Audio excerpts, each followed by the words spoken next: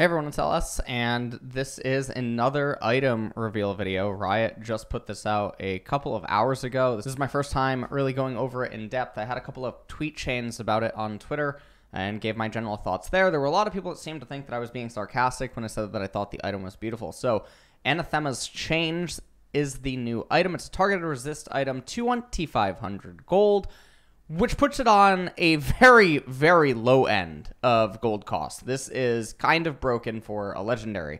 650 health. I think that puts it at the second highest HP item now inside of the game, just below Warmogs that you're able to purchase on your own. 20 ability haste and now active Vow. Choose a Nemesis and no, he's not in the game like me. Okay, it's totally different. To start building a Vendetta to over 60 seconds, 90-second cooldown. Vendetta takes up to 30% reduced damage from your Nemesis, 1% per Vendetta stack, okay? At max stacks, your Nemesis has 20% reduced tenacity while near you. So this is pretty interesting. And the reason that I think that it's pretty interesting is because the way that this reads is that basically if the enemy only has a hyper carry or there's only one champion on the enemy team that you're really bothered by, this item will effectively make it so that they're just tickling you. 30% reduced damage is absolutely insane. Couple that with 650 health, and this is really scary. One of the things that happens right now inside of the game is a lot of items give you lots of resistances, but it's actually somewhat harder to come by just natural HP. And the fact that this also has ability haste coupled with it is pretty broken for 2,500 gold. This item is... So it's very niche in the way that you're going to want to build it is, do they have an isolated hyper carry, or is only one person on the team really a threat to you, and are you a tank or a bruiser, in which case you can just build this item and it's going to make you really hard to bring down. The flip side is that if you're a hyper yourself and they only have one champion that can really threaten you, you could maybe just purchase this item as a third or fourth item component, because 650 HP, it's nothing to really scoff at, whatever. It's nothing to scoff at whatsoever. If you're a tank champion or you're a champion that has a lot of CC or something like that, being able to reduce the enemy's tenacity is also a really big deal if they're a champion that is reliant on being able to be nimble and being able to just run around. I feel like the fact that this is also a global, as you can see, active can be cast while dead and at global range, stacks reset upon choosing a new target, means that it's pretty interesting inside of a team fight because you can have a Nemesis active during the team fight and then you immediately have the fight end, maybe something ends up changing inside of the game, you just rebind it. So overall, it's a pretty simple item. But I feel like the way that everyone on Twitter is reacting to it, they don't feel as though the item is as strong as it actually is. Maybe it'll go through fine-tuning. I imagine that it is.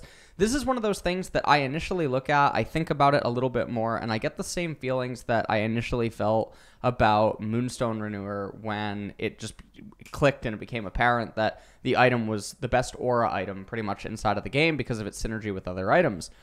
This is a really nice item for a lot of different types of games. I don't think it's going to be an item that you build every single game whatsoever, and I think that Riot having more items like this inside of the game is really nice. They just came out with Hullbreaker. I made that video as well, and I commented on Twitter about how I feel like what Riot's aim with the item rework should have been to create a way that there can be skill expression through itemization by having a lot of hyper-specific items, but at the same time allowing, especially with the popular build algorithm thing that they have in the game right now, where the recommended builds are actually featured via the most popular or the highest winning rate builds or something like that inside of the game. Cookie cutter builds should still exist, but there should be hyper-specific items that also allow for skill expression through itemization by being able to basically read what is your team comp, what's the opponent's, what's the current game state, are you in a abnormally advantageous position, and what's a way to really suffocate the opponents even further inside of the game, are you in a really bad position in the game, and is there an item that would maybe swing something in your favor that's hyper-specific. Items like that are always going to be really good. The fact that these are just two that are coming in, I mean, we did have the removal of Sanguine Blade, I think it's really good in that front as well. There's also a couple of other designers that have been tweeting on Twitter about some other changes that are going to be coming to League. Obviously, we have the major overhaul that's coming in patch 11.13, so I'm really excited to do the overhaul on patch 11.13 notes, which they'll be up on T1 Fighting. But it seems like patch 11.13 is almost looking like it's brewing up to actually be like our mid-season patch, which is kind of interesting because usually the mid-season patches are always the biggest, they're the most exciting. And with everything that's coming in 11.13, you have the Tom Kench rework, you have the new items, you have the mobility rework type thing. There's a ton of buffs and nerfs if you guys have seen Mark Yetter's Twitter, and it seems like there's even more stuff that is being planned on the horizon that is going to be coming in the next couple of patches.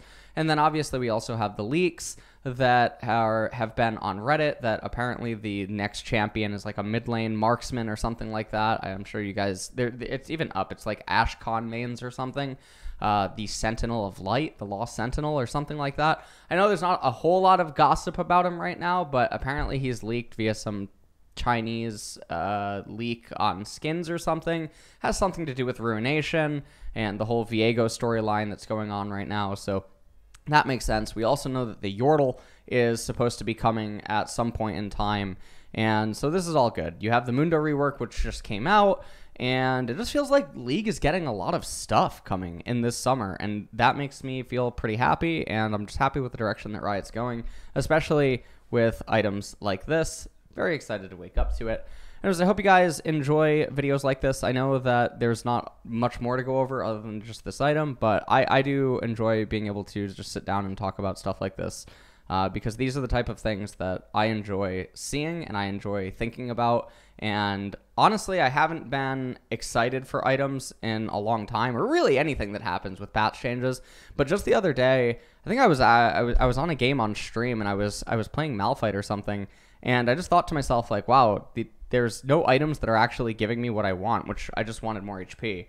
And I already had Warmog, and I almost was like thinking, can I just build another Warmog or something? Like, but an item like this is just absolutely insane, and it does exactly what you're going to want it to do on tanks and bruisers, and I think that's awesome. And I think it's not even outside of the realm of possibility of being able to be built on a non-traditional or non-intended champion like a Hyper itself. So I think this is just great.